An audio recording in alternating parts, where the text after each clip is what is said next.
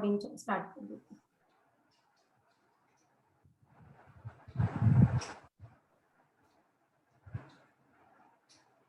Clear है क्या? Yes. तो इसमें क्या हो गया, अभी देखो सेल वॉल है, सेल मेम्ब्रेन है, साइटोप्लाज्म है, वो इसके जैसा ही है ना। इसमें भी था, प्लांट सेल में सेल वॉल था, सेल मेम्ब्रेन था और साइटोप्लाज्म। एनिमल सेल में सेल मेम्ब्रेन है, अंदर साइटोप्लाज्म।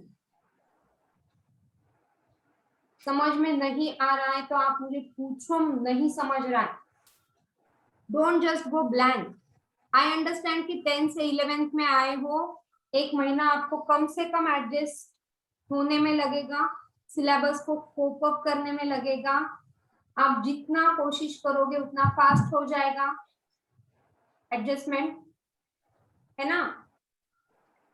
ओके इसके बाद इसमें इसके पेरिफेरल सरफेस पे आप ये हेयर लाइक प्रोजेक्शन यहाँ पे देख रहे हो, this type,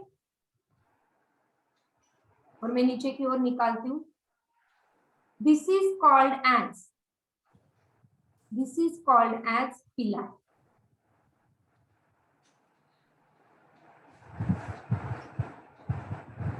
This is the pillar.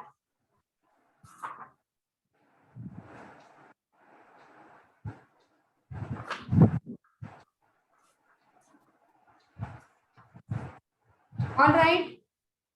आ रही समझ में बात? अभी देखो मैं जो यहाँ पे बोल रही हूँ, सो फ्लैजेला, प्लाज्मिड जिसको मैंने ब्लू सर्कल किया है, एंड पिला, ये सभी बैक्टीरिया में कंपलसरी नहीं होते हैं। जैसे हम लोगों को किसी किसी को 6 फिंगर्स होते हैं ना, ऋतिक रोशन आपको पता होगा उसको 6 फिंगर्स है ना। तो कंपलसरी सबको है क्या? वो सबको कंपलसरी 5 है ना। आपको मुझे majority of people is having 5 fingers, but some people are having 6 fingers. Same way ये सभी में कंपलसरी नहीं है। Some of the bacteria is having it, not all the bacteria. Listen to each and every sentence properly. अगर आपका concentration बीच बीच में निकल जाता है तो do some yoga session in the morning, या then do the deep breathing exercises, आपका concentration बढ़ेगा। साइंटिफिक उसको प्रूफ है, वो हम लोग डिस्कस करते रहेंगे। You got this? ओके उसके बाद येस, हा असं मधून गौतम तुझा आवाज आला ना की जर बरं वाटतं रे, असं जरा मोठा आवाज आला की येस मॅम। माझ्याकडे ना एक निमिष म्हणून मुलगा होता, त्याला फक्त म्हणायचं निमिष, तो जोराने म्हणायचा येस मॅम।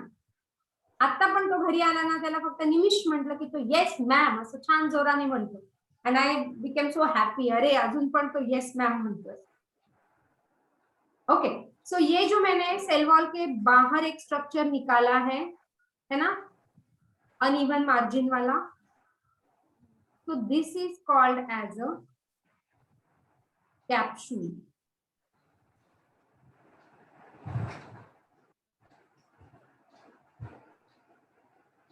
एंड अगेन इसको मैं सर्कल करती हूं।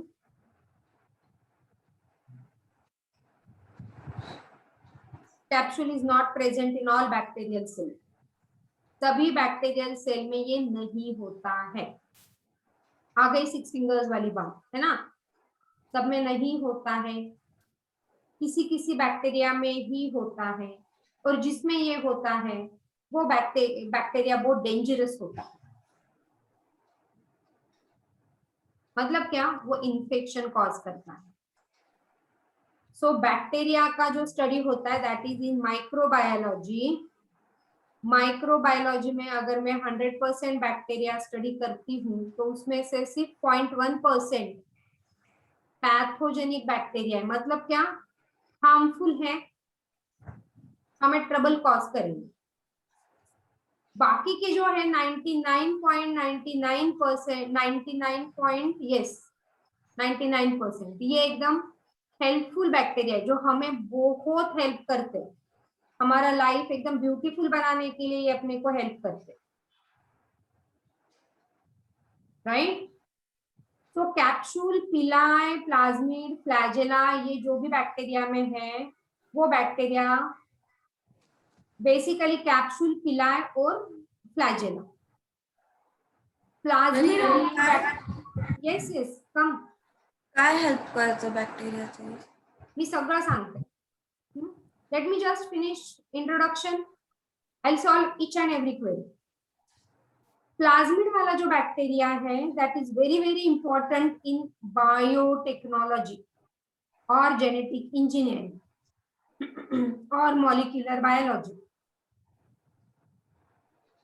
Biotechnology is so successful thankful to this plasmid. Clear? तो हम लोग अभी प्रोकैरियोट का मतलब समझ रहे हैं. प्रोकैरियोट क्या है? प्रो इज प्रिमिटिव, उसका genetic material is very primitive, very simple. बाकी इसमें सेल ऑर्गेनेल मैंने मेंशन किए क्या? Golgi complex, mitochondria, chloroplast, lyso, ये सब कुछ इसमें नहीं है. So all membrane bound organelles are absent. I'll ask you differentiation between prokaryotes and eukaryotes. आपको differentiate करना है.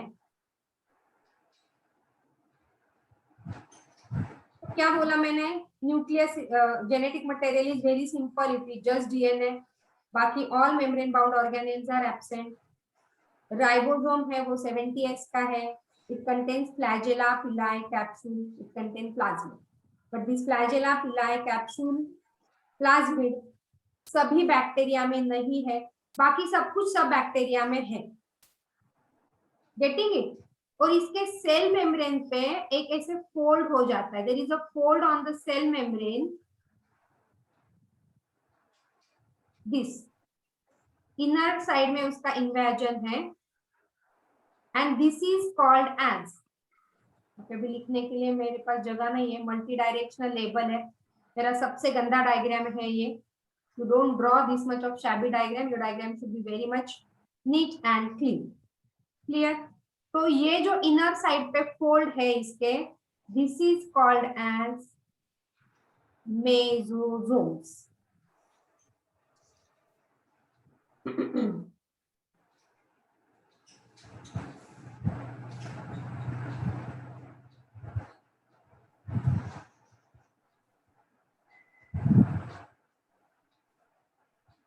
क्लियर है बात? This is called as मेसोसोम्स.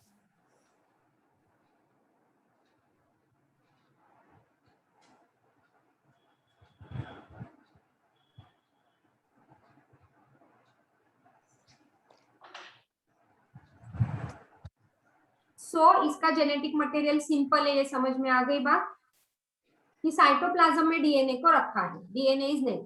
अभी now what is the meaning of eukaryote?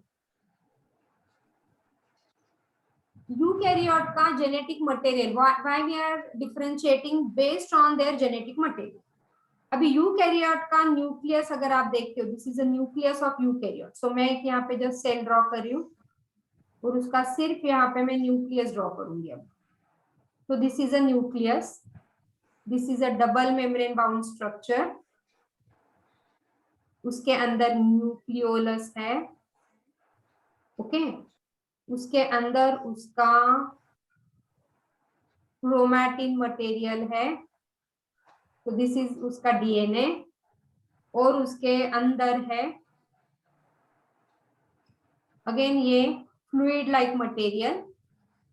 तो इसके पास क्या क्या है देखिए. इसके पास है न्यूक्लियर मेम्ब्रेन, इसके पास है न्यूक्लियोलस, इसके पास ये है क्रोमैटिन मटेरियल.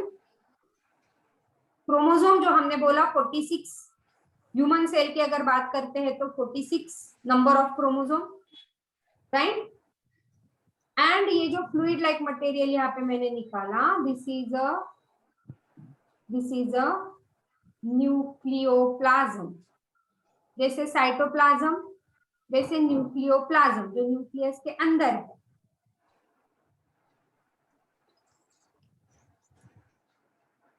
तो इतना सब इसका डेवलपमेंट है, so it is a well developed genetic material eukaryote.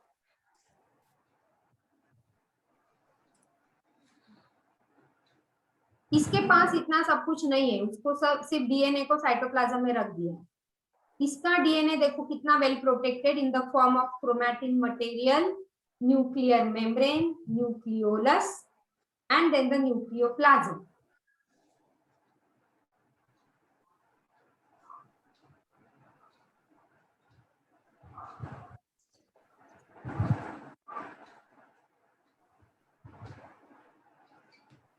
Clear है? यस। प्रीशा, अभी आपका Yes, क्वेरी ma'am. दूर हो गया कि हाफ न्यूक्लियस है और कैसा न्यूक्लियस है? Yes. Yeah, so it is a prokaryote, very primitive nucleus, and eukaryote, a well-developed nucleus. Ma'am, what is a nucleolus? Nucleolus एक डार्क बॉडी है न्यूक्लियस के अंदर जो कि प्रोटीन सिंथेसिस में काम आती है, जो कि प्रोटीन सिंथेसिस में काम आती है। अभी प्रोटीन सिंथेसिस क्या है, देखिए अपने बॉडी में कितने सारे प्रोटीन्स बनते हैं, है ना? जैसे केराटिन है फॉर योर हेयर्स, हीमोग्लोबिन है in your blood, so many proteins are synthesized into the body. तो ये कैसे सिंथेसिस होते हैं? तो that is a mechanism of protein synthesis. तभी ये न्यूक्लियोलस वो प्रोसेस में हेल्प करेगा। So this is a structure within the nucleus which helps to synthesise a various kinds of RNA. तो अभी इतना ध्यान में रखो कि वो प्रोटीन सिंथेसिस में अभी हेल्प करेगा। Again you need to understand certain background to understand the protein synthesis. But then, hello.